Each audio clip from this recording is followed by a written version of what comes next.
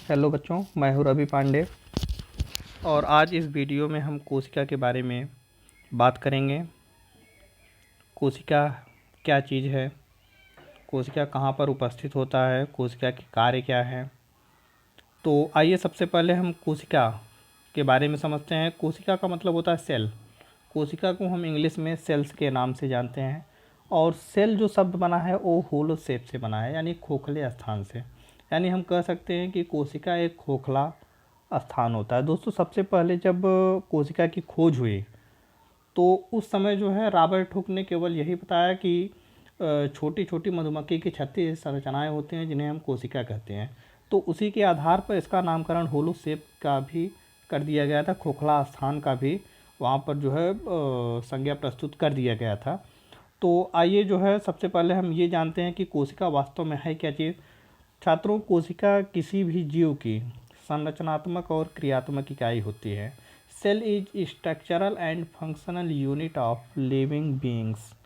यानी कोई भी जीव हो, जो पृथ्वी पर जीवित जीव उपस्थित हैं, उनके शरीर के निर्माण के बारे में, यदि उनकी संरचना के बारे में, उनकी कार्यकी के बारे में अध्ययन किया जाए तो कोशिका के द्वारा ही संपन्न होता है। इसलिए हम कहते हैं कि कोशिका किसी भी जीव की क्रियात्मक और संरचनात्मक इकाई है। तो जिस तरह से देखिए कोई भी मकान बना होता है तो मकान की सबसे छोटी इकाई ईंट होती है। उसी तरह से हमारे शरीर की जो संरचना है, इसकी छोटी इकाई कोशिका होती है।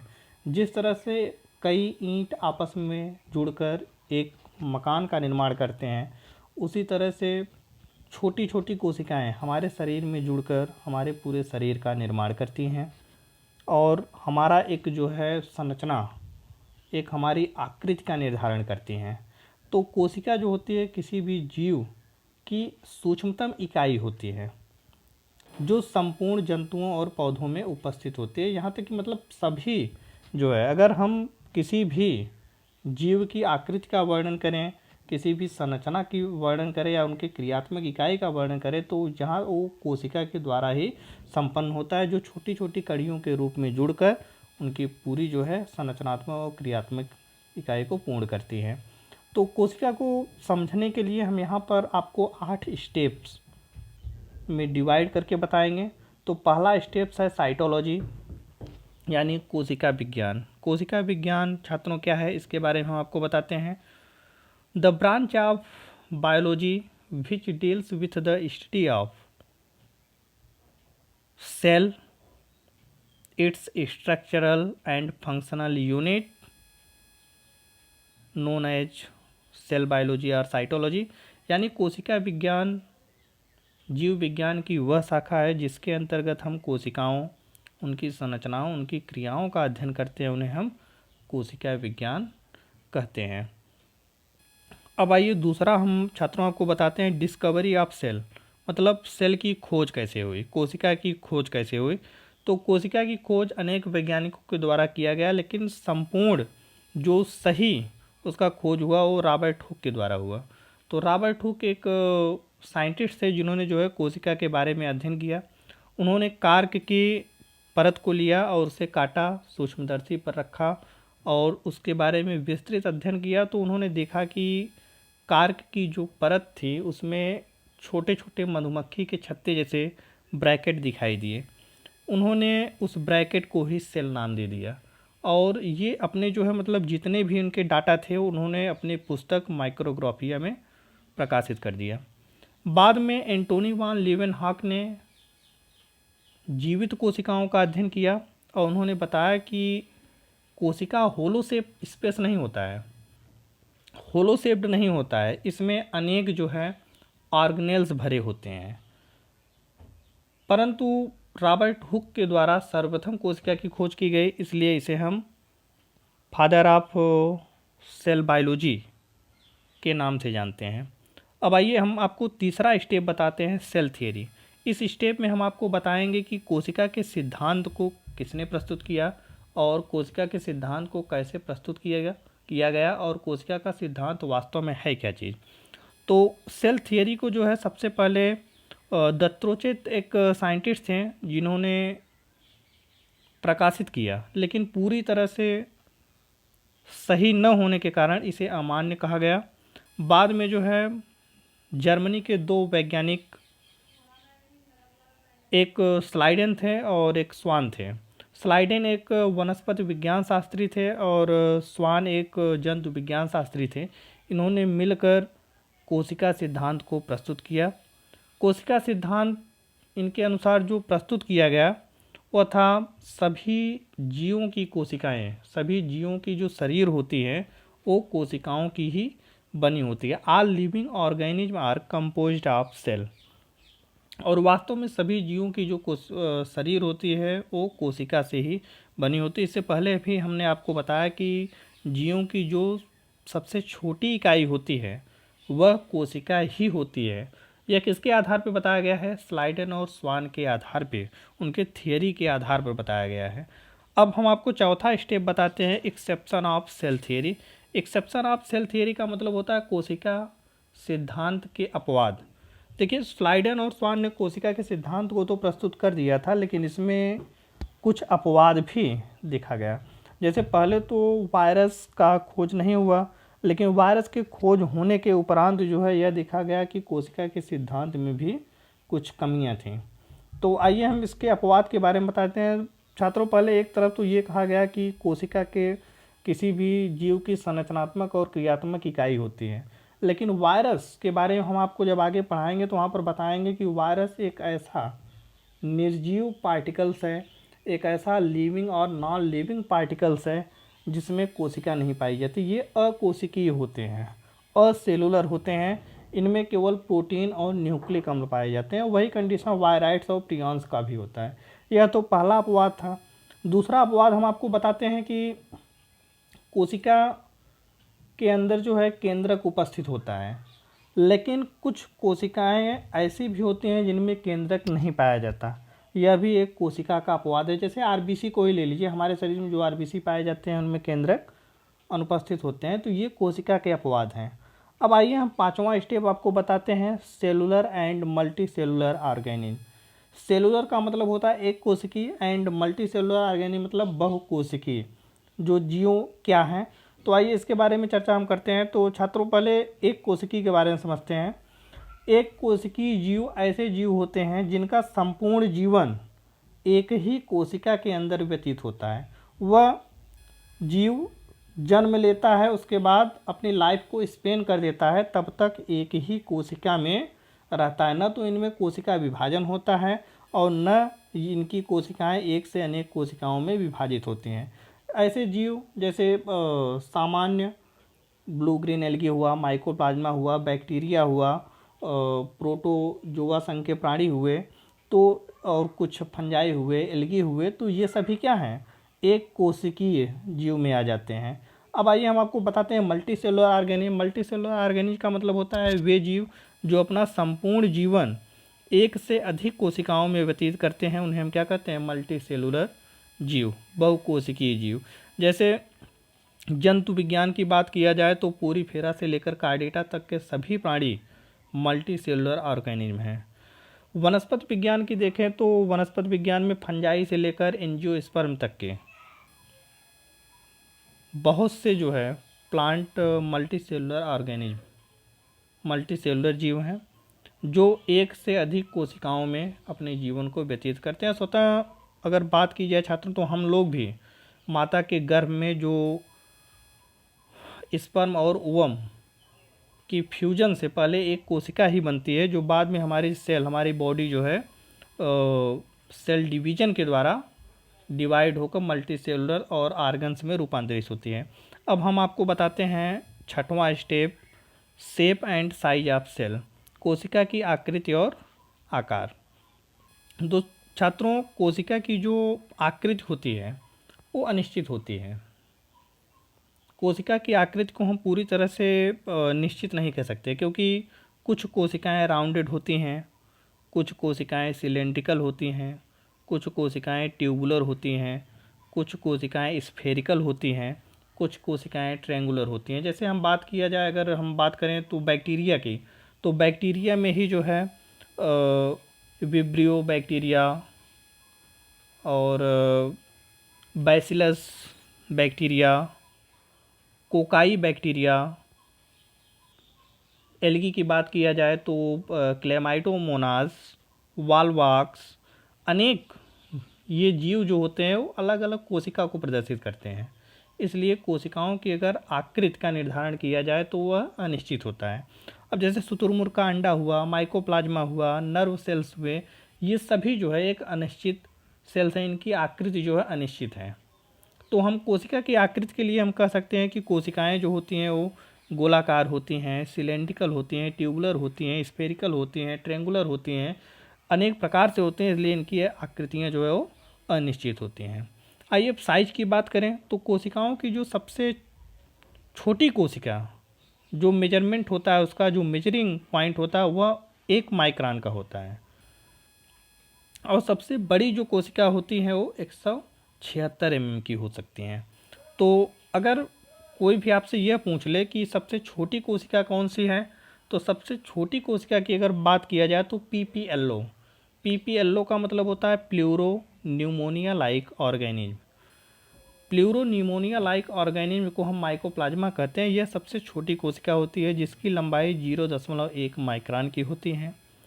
अगर यदि आपसे कोई पूछ ले कि सबसे बड़ी कोशिका कौन सी होती है, तो ऑस्ट्रिच एग जो होता है, शुतुरमुर्ग का अंडा जो होता है, सबसे बड़ी कोशिका होती है। इसकी लंबाई जो होती है वो इसकी जो लंबाई होती है वह 176 mm 176 mm की होती हैं। और अगर आपसे ये तो बड़ी कोशिका, अगर आपसे बड़ी कोशिका की बात की जाए तभी आप कह सकते हो कि शुतुरमुर्ग का अंडा जो होता है सबसे बड़ी कोशिका में आता है, 176 mm का होता है। लेकिन यदि आपसे कोई यह पूछ ले कि सबसे लंबी कोशिका कौन सी होती है, तो सबसे लंबी कोशिका नर्व सेल की होती है जिसकी लंबाई 3 से 3.5 फीट की होती है। अगर लंबाई की बात की जाए तो नर्व सेल्स, और यदि बड़ी कोशिका के बारे में पूछी जाए तो ऑस्ट्रिच एग के बारे में बताइए। अब आइए हम आपको 7वां स्टेप बताते हैं, टाइप्स ऑफ सेल, कोशिका के प्रकार। देखिए छात्रों, कोशिका की प्रकार का जो अध्ययन किया गया वह उनके केंद्रक के आधार पर किया गया है।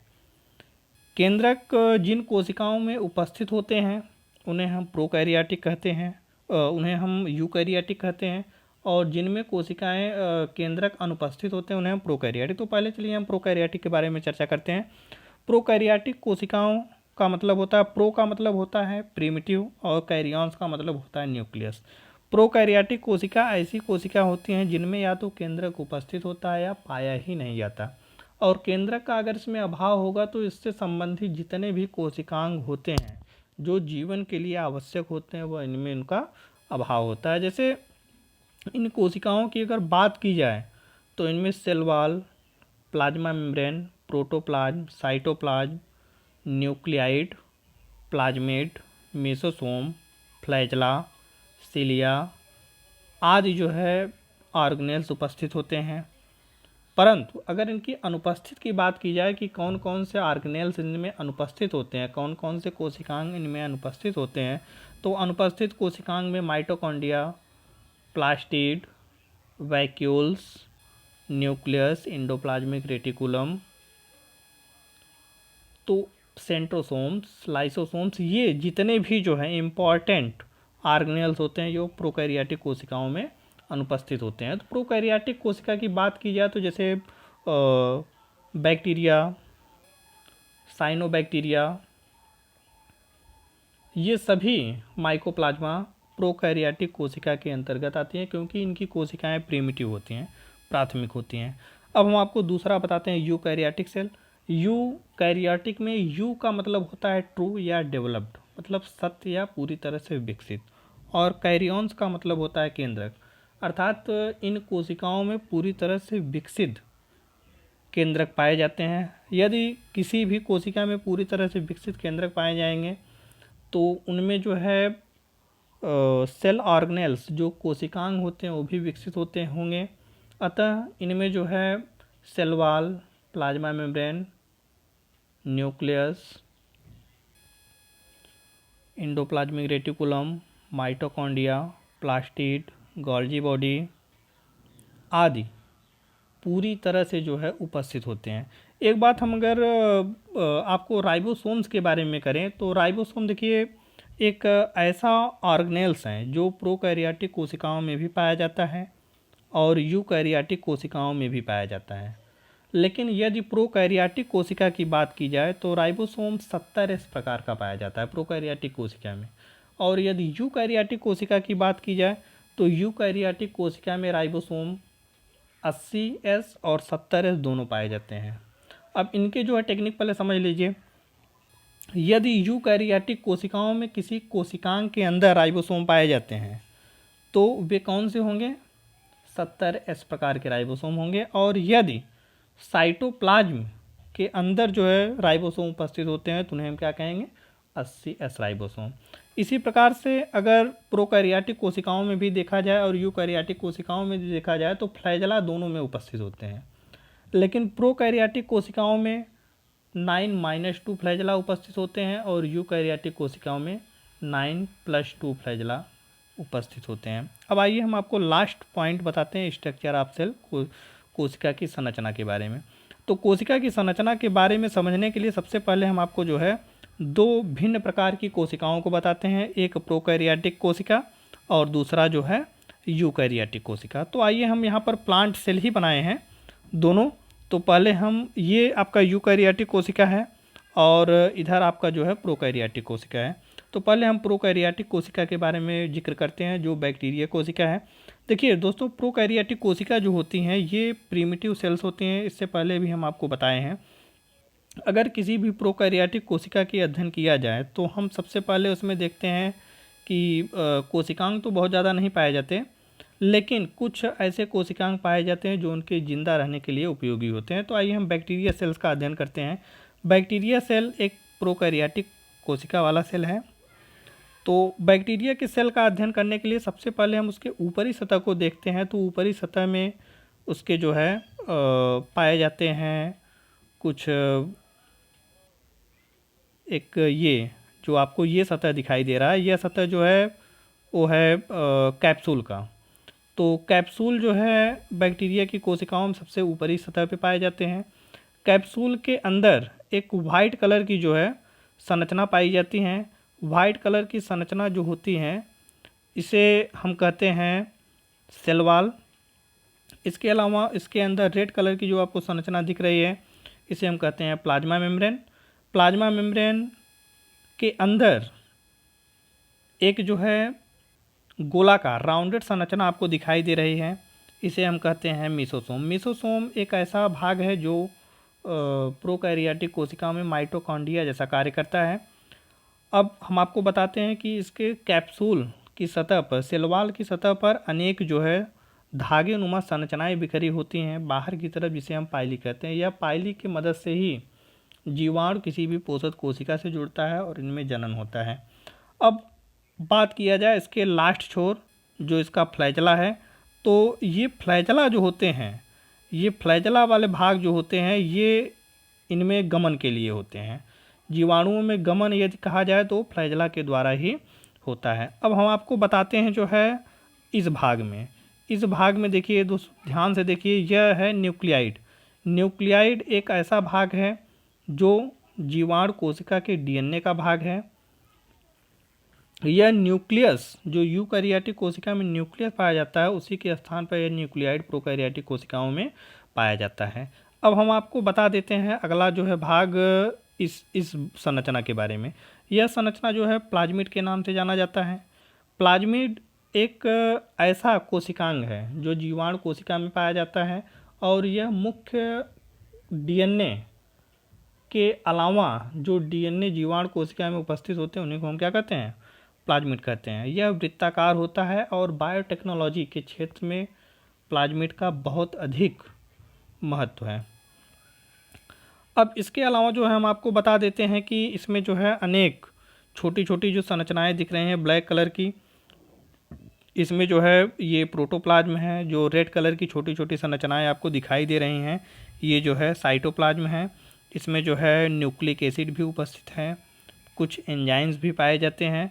और यहाँ पर हम यदि एक चीज़ की बात करें राइबोसोम्स की, ये जो संरचनाएं होती हैं ये राइबोसोम्स की संरचना है।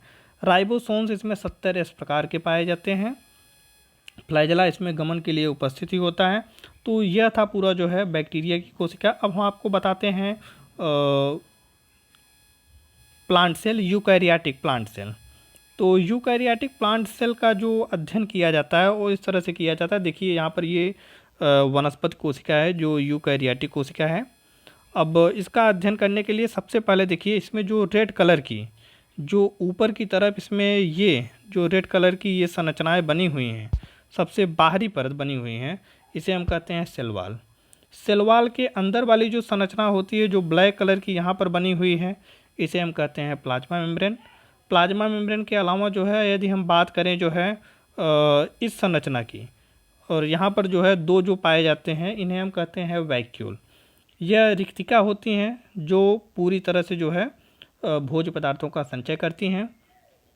इसके अलावा जो है यदि हम बात करें जो है इनकी ये संरचनाएं, देखिए सभी जगह कोशिकाओं में ये संरचनाएं बनी हुई हैं यहाँ पर। तो इन संरचनाओं को हम जो है प्लाज्मोडेस्मेटा के नाम से जानते हैं। प्लाज्मोडेस्मेटा जो होता है यह कोशिकाओं में पाई जाती हैं, यूकैरियोटिक कोशिकाओं में पाई जाती हैं और एक कोशिका से दूसरे कोशिका में पदार्थों के आदान प्रदान में सहायक होती हैं। अब हम एक और डीपली संरचना के बारे में आपको बताते हैं। दो कोशिकाओं के बीच में एक पतली जो है लकीर यहाँ पर देखिए छात्रों बनी हुई है, एकदम पतली सेल वॉल और प्लाज्मा मेम्ब्रेन के बीच में। तो इन कोशिकाओं को जो है इन कोशिकांगों को हम पूरी तरह से जो है यह प्लाज्मा मेम्ब्रेन और सेल वॉल को जोड़े रखता है और इस संरचना को हम मिडल लैमेला के नाम से जानते हैं। अब आइए हम आपको ये वाली संरचना जो बहुत ही महत्वपूर्ण संरचना है इसके बारे में बताते हैं। यह है न्यूक्लियस। न्यूक्लियस की जो बाहरी संरचना है, न्यूक्लियस की जो ये बाहरी संरचना है, इस संरचना को हम कहते हैं न्यूक्लियर मेम्ब्रेन। न्यूक्लियर मेम्ब्रेन के अंदर जो है छोटी छोटी दाने जैसी संरचनाएं पाई जाती हैं। इन संरचनाओं को हम कहते हैं न्यूक्लियोप्लाज्म। अब यहाँ पर देखिए न्यूक्लियोप्लाज्म के अलावा ये संरचनाएं देखिए धागेनुमा संरचना है। इन धागेनुमा संरचनाओं को हम कहते हैं क्रोमैटिन थ्रेड्स। यही बाद में गुणसूत्र का निर्माण करती हैं। कोशिका विभाजन की जो मेटाफेज अवस्था होती है, मेटाफेज अवस्था में ही ये क्रोमैटिन धागे गुणसूत्र में बदल जाती हैं। अब हम आपको इसके अंदर की एक गोलाकार संरचना के बारे में बताते हैं। तो यह गोलाकार जो संरचना होती है इसे हम कहते हैं न्यूक्लियोलस। और एक संरचना इसमें और होती है, प्रत्येक न्यूक्लियर मेम्ब्रेन के स्थान पर देखिए जो है अंतिम छोर पर कुछ खाली स्थान पाए जाते हैं जिसे हम न्यूक्लियोपोर के नाम से जानते हैं। तो यह तो केंद्रक की बात हुई। अब जो है इसके अलावा जो है केंद्रक के अंदर यह एक इम्पॉर्टेंट संरचना इधर और यहाँ पर पाए जाते हैं जिसे हम कहते हैं माइटोकॉन्ड्रिया। माइटोकॉन्ड्रिया एक महत्वपूर्ण कोशिकांग है जिसे हम कोशिका का विद्युत घर भी कहते हैं, क्योंकि इसी में जो है कोशिकाओं के एटीपी और एडीपी का निर्माण होता है। अब इसके अलावा जो है यहाँ पर देखिए एक ये संरचना और एक यहाँ पर ये संरचना, इन संरचनाओं को हम प्लास्टिड के नाम से जानते हैं। प्लास्टिड एक ऐसा कोशिकांग है जिनकी मदद से कोशिकाओं में प्रकाश संश्लेषण की क्रिया होती है। प्लास्टिड भी 3 प्रकार के होते हैं, ल्यूकोप्लास्ट, क्लोरोप्लास्ट और क्रोमोप्लास्ट। इन्हीं की मदद से कोशिकाओं में प्रकाश संश्लेषण की क्रिया वनस्पति कोशिकाओं में होती हैं। अब इसके अलावा हम आपको बताते हैं जो है ये संरचना, यहाँ पर जो है देखिए ये 2 संरचनाएं हैं। इन दोनों संरचनाओं को हम गोल्जी बॉडी के नाम से जानते हैं। ये गोल्जी बॉडी जो होती हैं चाहे वो वनस्पति कोशिका हो चाहे जंतु कोशिका हो, दोनों में उपस्थित होती हैं और प्रमुख कोशिकांग के रूप में कार्य करती हैं। अब इसके अलावा जो है हम आपको मेन कोशिकांग के बारे में बताते हैं। एक यहाँ पे है और एक यहाँ पर है। यह दोनों इंडोप्लाज्मिक रेटिकुलम्स हैं। इंडोप्लाज्मिक रेटिकुलम एक ऐसा कोशिकांग है जिसका एक सतह प्लाज्मा मेम्ब्रेन से और दूसरा सतह न्यूक्लियर मेम्ब्रेन से जुड़ा होता है और यह केंद्रक को पूरी तरह से कोशिकाओं में बांधे रखती हैं। इन्हीं के माध्यम से कोशिकाओं में केंद्रक पूरी तरह से जुड़ा होता है। तो जो इंडोप्लाज्मिक रेटिकुलम होते हैं, इंडोप्लाज्मिक रेटिकुलम में एक तरफ आपको देखिए यहाँ पर जो है एक इंडोप्लाज्मिक जो रेटिकुलम है इसे हम रफ इंडोप्लाज्मिक रेटिकुलम्स के नाम से जानते हैं। रफ इंडोप्लाज्मिक रेटिकुलम के नाम से इसलिए जानते हैं क्योंकि इस पर जो है राइबोसोम के छोटे छोटे दाने पाए जाते हैं। राइबोसोम के छोटे छोटे दाने पाए जाने के कारण इसकी संरचनाएं रफ हो जाती हैं और इसे रफ एंडोप्लाज्मिक रेटिकुलम के नाम से जाना जाता है। अब आइए हम यहाँ पर बताते हैं आपको एंडोप्लाज्मिक रेटिकुलम का दूसरा भाग। इसे हम कहते हैं स्मूथ एंडोप्लाज्मिक रेटिकुलम। यहाँ पर देखिए, यह स्मूथ एंडोप्लाज्मिक रेटिकुलम है, इस पर कोई भी दाने नहीं हैं और इसलिए हम इसे स्मूथ एंडोप्लाज्मिक रेटिकुलम कहते हैं। अब एक चीज़ और है, यहाँ पर देखिए जो रफ एंडोप्लाज्मिक रेटिकुलम है, रफ एंडोप्लाज्मिक रेटिकुलम पर राइबोसोम्स के दाने पाए जाते हैं। राइबोसोम्स के दाने पाए जाने के कारण यह कोशिकाओं में प्रोटीन का संश्लेषण करता है। रफ एंडोप्लाज्मिक रेटिकुलम जो है वो कोशिकाओं में प्रोटीन के संश्लेषण में सहायक होता है, क्योंकि इसमें प्रोटीन के संश्लेषित ऑर्गेनेल्स राइबोसोम उपस्थित होते हैं। वहीं दूसरी तरफ यदि हम दूसरी तरफ बात करें तो यहाँ पर जो है smooth endoplasmic reticulum, smooth endoplasmic reticulum जो होता है यह लिपिड का संश्लेषण करता है। इस पर राइबोसोम्स के दाने नहीं पाए जाते और यह केवल जो है लिपिड का संश्लेषण करता है। तो छात्रों, ये जो आपका जो है पूरी तरह से यह सेल का चैप्टर समाप्त हुआ। आपको जो इसमें लिखना भी नहीं है, आप जो है स्क्रीनशॉट पढ़ाते समय जो है ले लीजिए और आप जो है लेक्चर को सुनिए और कई बार सुनकर रिपीट कर लीजिए। आपको इसमें बहुत कुछ ऐसा नहीं है कि आपको समझ में नहीं आएगा, और जो भी आपको क्वेश्चन बनते हैं वो आप हमसे पूछ सकते हैं। धन्यवाद।